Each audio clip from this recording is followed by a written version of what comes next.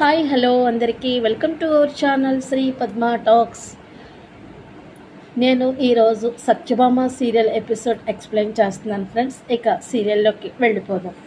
బెడ్రూమ్లో క్రిష్ సత్య మధ్యలో డిస్కషన్ అవుతూ ఉంటుంది. అంటే క్రిష్ చేతిలో గులాబీ పువ్వు ఉంటుంది అనమాట. అప్పుడు అంటూ ఉంటాడు, ఓపిక కూడా ఒక హద్దు ఉంటుంది కదా సత్య, నిన్ను మార్చుకోవాలని ట్రై చేస్తూనే ఉన్నా, కానీ అది జరిగే పని కాదు అని ఈ దినమే నేను డిసైడ్ అయిపోయాను.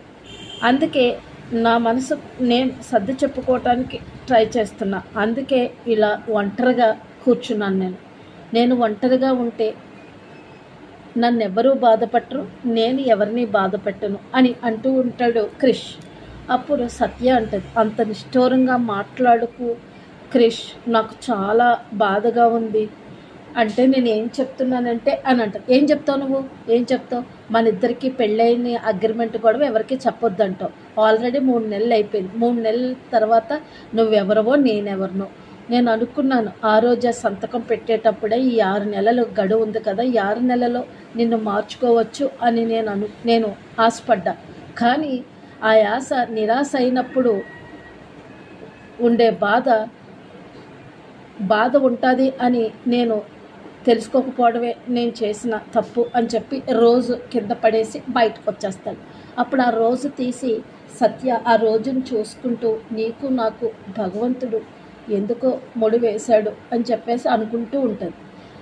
కట్ చేస్తే అక్కడ సత్య వాళ్ళ అన్నయ్య సత్య గురించి ఆలోచిస్తూ ఉంటాడు, సత్య ఇంట్లో ఎలా ఉంది అని. అప్పుడు సత్యకి వాళ్ళ ఆవిడ నందిని అన్న మాటలు గుర్తొస్తూ ఉంటాయన్నమాట. ఏంటి, మీ చెల్లికి ఇక్కడి నుంచి మా అమ్మ వాళ్ళ ఇంట్లో కష్టాలు స్టార్ట్ అయ్యాయి అని చెప్తూ ఉంటే, మా చెల్లిని మా బావ చాలా బాగా చూసుకుంటాడు, మా చెల్లికి కష్టాలు రావు అనేమో సత్య వాళ్ళ అన్నయ్య అంటూ ఉంటాడు. అలాగేం కాదు, మా బాపు పెద్ద గీత అయితే మా చిన్నన్న చిన్న గీత, పెద్ద గీతను దాటి చిన్న గీత రాదు అని చెప్పిన మాటలన్నీ గుర్తు చేసుకుంటుంటాడు సత్య వాళ్ళ అన్నయ్య. ఈ లోపు ఎందుకో సత్య ఫోన్ చేద్దామని ఫోన్ చేయడానికి ట్రై చేస్తుంటాడు. ఈ లోపు నందిని వస్తుంది. ఏంటి, నువ్వు మీ చెల్లి ఎలాగుందని టెన్షన్ పడుతున్నావా, అందుకనేనా నువ్వు ఫోన్ చేస్తున్నావు అంటే, అదేమీ లేదు, నువ్వు ఏదేదో ఏంటి ఊహించేసుకోవటం, నాకు ఫేస్ రీడింగ్ తెలుసు, నీ ఫేస్ చూస్తేనే నాకు తెలిసిపోతుంది నువ్వు మీ చెల్లికి ఎలాగున్నదని టెన్షన్ పడుతున్నావని అని అంటుంది. ఇప్పుడు ఎందుకు నన్ను సతాయించుకు, ఒక్కొక్కసారి బాగానే మాట్లాడుతావు, ఇంకొకసారి ఏమో నువ్వు సతాయిస్తూ ఉంటావు, నిన్ను ఎలాగ అర్థం చేసుకోవాలో నాకు అర్థం కావట్లేదు అంటాడు సత్య వాళ్ళని. నాకు కూడా అర్థం కావట్లేదు, నీకేమో ఒక రోజు మంచిగా మాట్లాడుతావు, సరదాగా మాట్లాడుతావు, నీకు అవసరం ఉన్నప్పుడు మాట్లాడుతావు, నువ్వు అవసరం లేనప్పుడు చిరాకు పడిపోతుంటావు, నువ్వు నాకు అర్థం కావట్లే అంటుంది నందిని. సరే ఇప్పుడు ఏంటి ఇప్పుడు అని అంటది.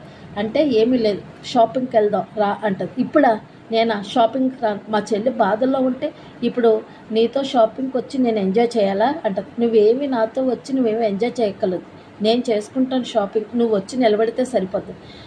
నేను అలా చేయను అని అంటే, మరి నా బాధ అర్థం చేసుకోవా, నీకు చదువుంటే సరిపోదు, భార్యను ఎలా చూసుకోవాలో కూడా తెలియాలి కదా, నీ చెల్లెల గురించి నన్ను బాధ పెడతావా నువ్వు, నాకు కూడా సరదాగా నీతో బయటికి వెళ్ళాలని ఉంటుంది కదా, ఆ చిన్న చిన్న కోరికలు కూడా నువ్వు తీర్చలేవా అని అంటది నందిని.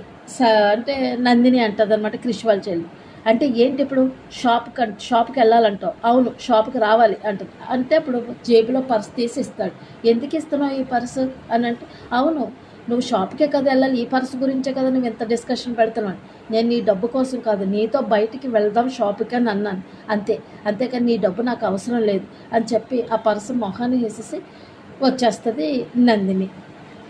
కట్ చేస్తే అక్కడ సత్య బాధగా అటు ఇటు తిరుగుతూ ఉంటుంది, కూర్చుని బాధపడుతూ ఉంటుంది అనమాట, కళ్ళ నిండా నీళ్లు పెట్టుకుని. ఈలోపు భుజం మీద చెయ్యి వేస్తారు. భుజం మీద చెయ్యి వేసినప్పుడు వెనక్కి చూస్తే బామ్మ. ఏంటి బామ్మ అంటే, ఏంటమ్మా బాధపడుతున్నావా తల్లి, నీకు జరగని అవమానం, నీకు చాలా అవమానం జరిగింది తల్లి, నీకు జరగకూడని అవమానమే జరిగింది, ఏ ఆడపిల్లకి జరగకూడని అవమానం నీకు జరిగింది తల్లి, అందుకని నాకు కూడా చాలా బాధగా ఉంది, నీకు ఈ టైంలో నీ తల్లి ఒడిలో పడుకుని సేద తీర్చుకోవాలని ఉంటుంది, కానీ నీకు అవకాశం లేదు. ఇప్పుడు నన్ను మీ అమ్మ అనుకుని నీవు నా ఒడిలో పడుకోమని అంటే, అప్పుడు పాపం ఆ బామ్మ ఒళ్ళో పడుకుని ఏడుస్తుంది. ఎందుకమ్మా ఏడుస్తున్నావు? ఎందుకంటే నువ్వు క్రిష్ చెయ్య పట్టుకోవాలా వదిలేయాలా అన్న ఆలోచనలో ఉన్నావు. అలా వద్దమ్మా, ఎందుకంటే వాడు చాలా మంచోడమ్మా. ఎందుకంటే చాలా రాతి గుండెల మధ్యలో పెరిగాడు, అందుకనే వాడు కొంచెం రఫ్గా ఉంటాడు, అంటే కొంచెం నాటుగా ఉంటాడు, మొరటుగా ఉంటాడు, అంతే తప్ప మట్టిలో మాణిక్యులు అంటాడమ్మా క్రిష్ అంటేని. క్రిష్కి నువ్వంటే చాలా ఇష్టం అమ్మా. నిన్ను ప్రేమించి పెళ్లి చేసుకున్నాడమ్మా.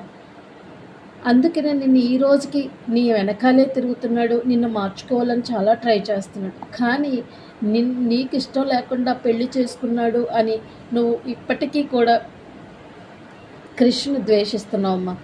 అది మానేసి మీరు చక్కగా నువ్వు అర్థం చేసుకుంటే మీరు హ్యాపీగా ఉండొచ్చమ్మా. నేను ఎందుకు చెప్తున్నానో అర్థం చేసుకో తల్లి.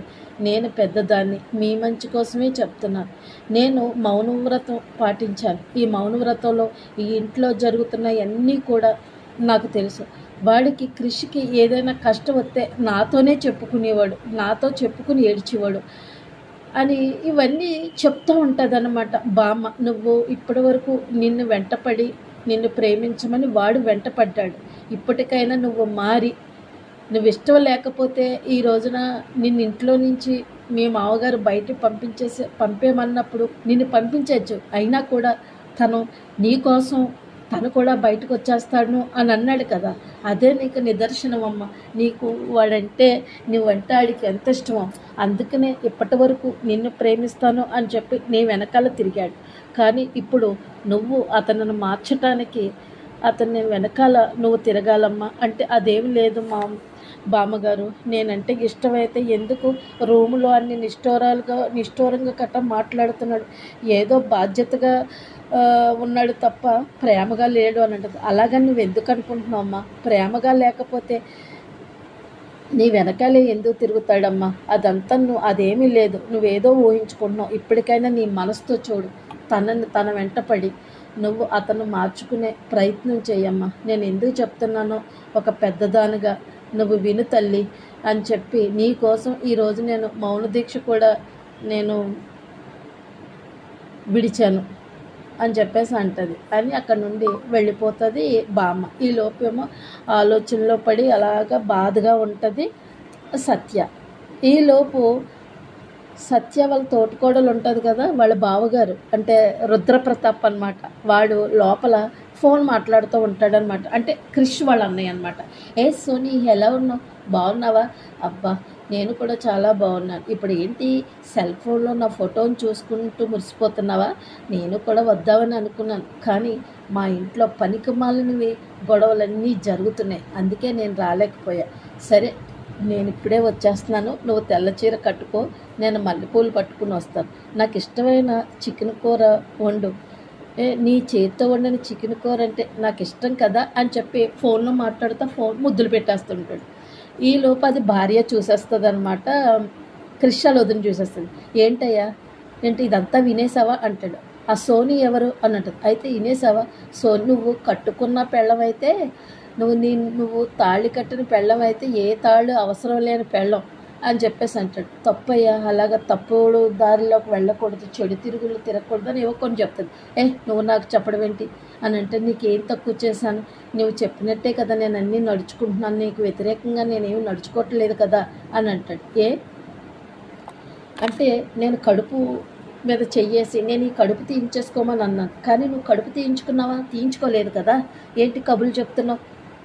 ఇప్పుడు నీకు బాగా కొమ్ములు వచ్చాయి, మా చిన్నోళ్ళలాగా ఉంటానని అనుకున్నావేమో, మా క్రిష్లాగా పెళ్ళం చుట్టూ తిరుగుతానని అనుకున్నావేమో, నేను అలాంటి వాడిని కాదు అని చెప్పి గట్టిగా వార్నింగ్ ఇచ్చి వచ్చేస్తాడనమాట. వచ్చేసినప్పటికీ ఈలోపు వాళ్ళ నాన్న ఉంటాడు బయట. వాళ్ళ నాన్న చూస్తాడు, చూసి వాళ్ళ నాన్న ఒక్కటి దెబ్బ కొడతాడనమాట.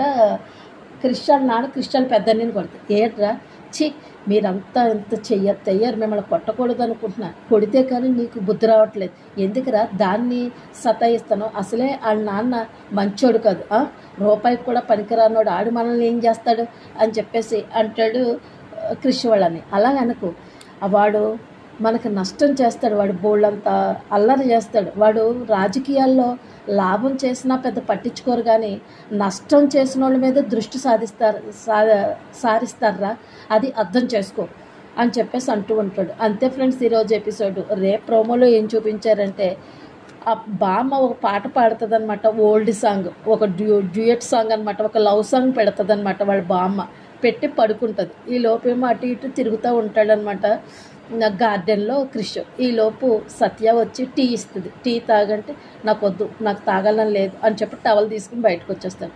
అదేంటి తాగాలని లేకపోవడం ఏంటి అని చెప్పేసి, అయినా నువ్వెవరు నాకు సేవలు చేయడానికి అని అంటూ ఉంటాడు క్రిష్. అంతే ఫ్రెండ్స్ ఈరోజు ఎపిసోడ్.